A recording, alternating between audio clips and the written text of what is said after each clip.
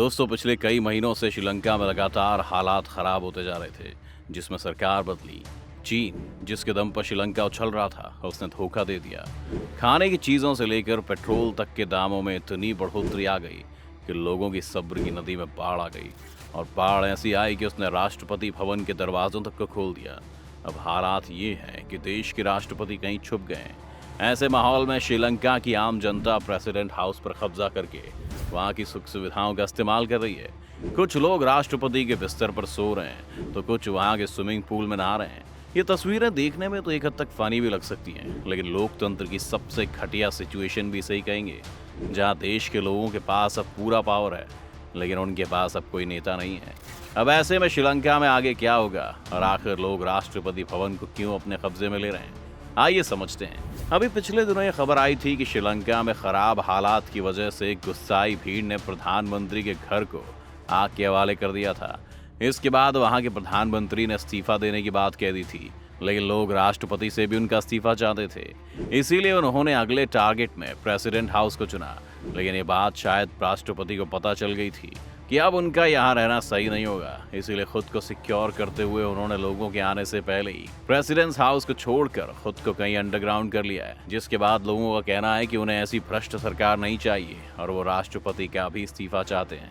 अब इस पूरे प्रोसेस को रिकैप करके देखते हैं तो श्रीलंका के लोगों ने आर्थिक संकट के लिए राष्ट्रपति राजपक्षे के परिवार को जिम्मेदार ठहराया है। जब ये संकट शुरू हुआ तब श्रीलंका परिवार के 70% पदों पर राजपक्षे फैमिली का ही कब्जा था। राष्ट्रपति गोटाबाया राजपक्षे, प्रधानमंत्री महिंदा राजपक्षे समेत कई मंत्री इस परिवार से थे।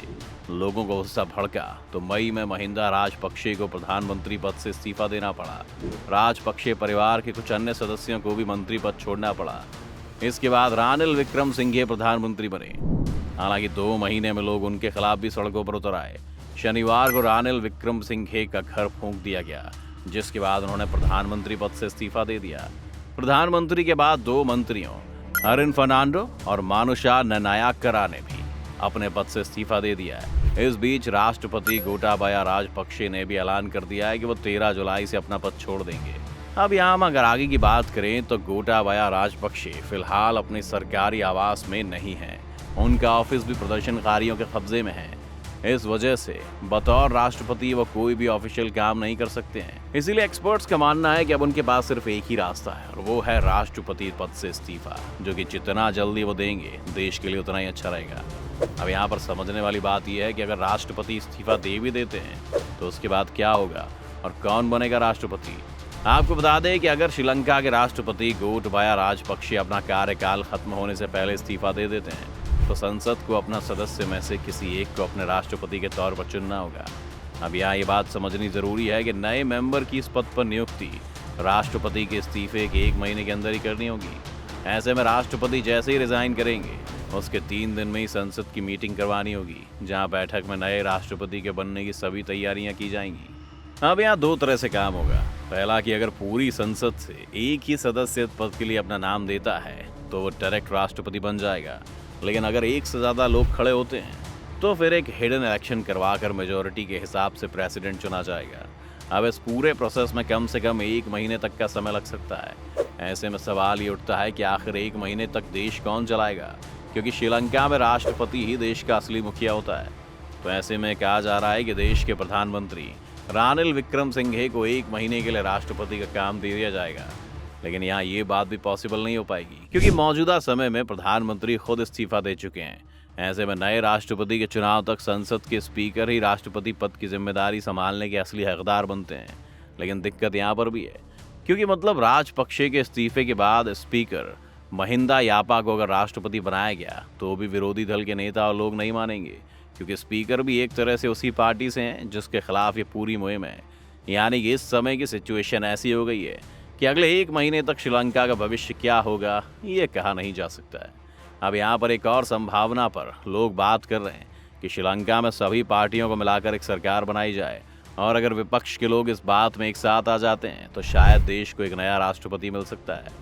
लेकिन वहीं एक और पॉसिबिलिटी की बात करें कि आखिर श्रीलंका में फिर से चुनाव करवाया जा सकता है क्या, तो इसके जवाब में सिर्फ ना ही कहा जा सकता है, क्योंकि आज श्रीलंका आर्थिक संकट से गुजर रहा है जहां उसके पास पैसे ही नहीं है। ऐसे में इलेक्शन को वो अफोर्ड ही नहीं कर सकता है। अब तक आपको हमने बताया कि देश का नेता आखिर चुना कैसे जाएगा, लेकिन यहाँ पर आप ये बात याद रखिए कि जिस कारण से पूरे श्रीलंका में बवाल मचा हुआ है, क्या वो नए राष्ट्रपति के बनने से सही हो जाएगा? तो हम आपको बता दें कि इस श्रीलंका सरकार के पास ज़रूरी सेवाओं सुविधाओं के लिए भी पैसे नहीं हैं। अस्पतालों में दवाएं नहीं है, फ्यूल की कमी है, खाने के लिए अनाज की कमी है। हालात इतने खराब हो चुके हैं कि सरकारी ऑफिसेज और स्कूल बंद करने पड़े हैं। अब ऐसे में क्या फर्क पड़ता है कि श्रीलंका का राष्ट्रपति कौन बनता है? इसलिए आज श्रीलंका को एक नया राष्ट्रपति नहीं, बल्कि वो एक नई सोच चाहिए, जिससे कि वो अपने देश को इस आर्थिक संकट से बचा सकें।